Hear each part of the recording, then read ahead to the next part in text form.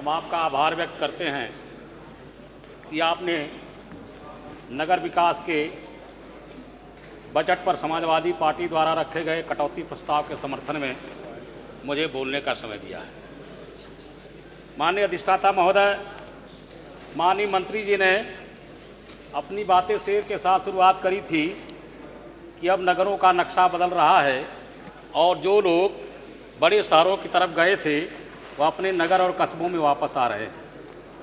माननीय मंत्री जी, ये जो लोग बड़े शहरों की तरफ गए थे वो आपके नगरों और कस्बों का नक्शा बदलने की वजह से वापस नहीं आ रहे हैं, बल्कि उनका तजर्बा ऐसा रहा कि बड़े शहर में जब वो गए थे तो रोजी रोटी और रोज़गार की तलाश में गए थे, लेकिन उन्होंने देखा कि बड़े शहरों में भी रोजी रोज़गार और वही संकट हैं जो छोटे कस्बों और शहरों में हैं। तो इन लोगों ने मान लिया कि भारतीय जनता पार्टी की सरकार गरीबों की और रोज़गार की दुश्मन सरकार है, इसलिए अपने घर वापस आ रहे हैं और अपने ही घर में रहना बेहतर समझ रहे हैं। माननीय मंत्री जी ने बजट में की शुरुआत करते समय सफाई कर्मचारियों के योगदान और उनके सम्मान करने की बातें कही। माननीय मंत्री जी, कहीं से भी आपका बजट न तो नगर क्षेत्र में, नगर पालिका क्षेत्र में, टाउन एरिया के क्षेत्र में या नगर निगम के क्षेत्र में रहने वाली जनता के हक में है और न ही आपका यह बजट नगर विभाग में काम करने वाले कर्मचारियों के हक में है। मैं इसलिए बातें कह रहा हूं कि आपके बजट से बड़ी उम्मीदें थी कर्मचारियों को कि लंबे समय से जो जगहें खाली हैं उनको आप भरने का काम करेंगे। इतना ही नहीं, हमारे संविदा के कर्मचारी आपसे बड़ी उम्मीद पाले थे, इसलिए कि चुनाव के समय आपने और माननीय मुख्यमंत्री जी ने भी वादा किया था कि हम संविदा के कर्मचारियों को परमानेंट करने का काम करेंगे, लेकिन आपने बजट में इनको निराशा पैदा किया है, इनकी कोई जगहें नहीं बनाई। माननीय मंत्री जी, अधिष्ठाता महोदय, आपके माध्यम से मंत्री जी से कहना चाहेंगे कि आपने लंबे समय से खाली जगहों को भरने के बजाय पूरे नगर निगम विभाग को आउटसोर्सिंग का अड्डा बना दिया है, जहां छोटे कर्मचारियों का शोषण और दोहन हो रहा है।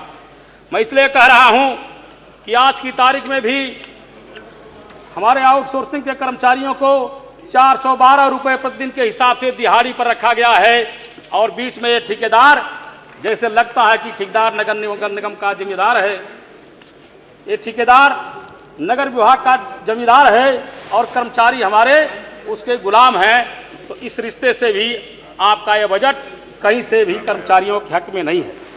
माननीय महोदय, चाहे हाउस टैक्स वसूलने वाले हों, चाहे चौकीदार हों, चाहे कंप्यूटर ऑपरेटर हों या सफाई कर्मी या नायक हों, सबको आपने एक ही श्रेणी में रख करके 412 रुपये का आउटसोर्सिंग का कर्मचारी बना दिया है। हम चाहेंगे कि आप ये आउटसोर्सिंग की व्यवस्था समाप्त करें ताकि इन छोटे पदे पर काम करने वाले कर्मचारियों का भविष्य सुनिश्चित हो सके, उनको एक बेहतर वेतन मिल सके और अपना जीवन यापन कर सकें। माननीय अधिष्ठाता महोदय, माननीय मंत्री जी ने कहा अमृत योजना 1 और 2 के माध्यम से 39 लाख नए कनेक्शन अपने उपलब्ध कराए, लेकिन ईमानदारी की बात है कि आज भी नगर क्षेत्र में जलापूर्ति की स्थिति बदतर है और लोग पानी के लिए तरस रहे हैं। माननीय अधिष्ठाता महोदय, माननीय मंत्री जी ने बताया प्रधानमंत्री आवास योजना के बजट के तहत 3150 करोड़ और दोबारा 1732 करोड़ रुपए बजट में प्रावधान किया है। माननीय अधिष्ठाता महोदय, हम मंत्री जी से कहना चाहेंगे कि माननीय मंत्री जी, इतना के बावजूद भी हजारों की संख्या में नगर में लोग आपके कार्यालय के चक्कर काट रहे हैं, उन्हें प्रधानमंत्री आवास योजना का लाभ नहीं मिल पा रहा है। और इतना ही नहीं, हमें भी चाहेंगे कि आप पात्रता में थोड़ा ढील दीजिए। किसी तरीके से किसी गरीब आदमी ने 4 ईंटा लगा करके एक टीन शेड डाल दिया तो उसे आप अपात्र घोषित कर देते हैं।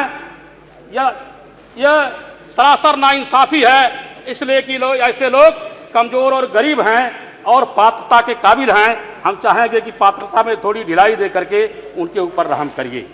माननीय मंत्री जी, आपने मलिन बस्तियों को विकास के लिए 400 करोड़ रुपए का आवंटन किया है।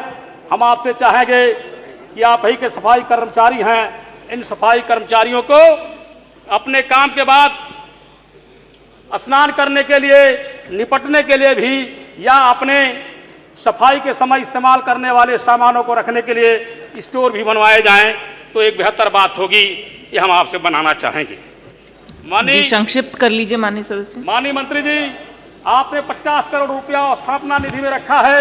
हम चाहेंगे कि इस स्थापना निधि से नगर क्षेत्र के अंदर मंडियां स्थापित की जाएं, इसलिए कि लोग रोजी रोटी के सिलसिले में साग सब्जी बेचने वाले या छोटे मोटे सामान का व्यापार करने वाले पटरियों पर बैठते हैं तो आवागमन बाधित होता है। हम चाहेंगे इनके लिए आप मंडियों का निर्माण कराएं। और इन्हीं सब बातों के साथ यह कहते हुए एक मिनट हो गया आपका समय। कि आपका यह बजट कहीं से भी जनता के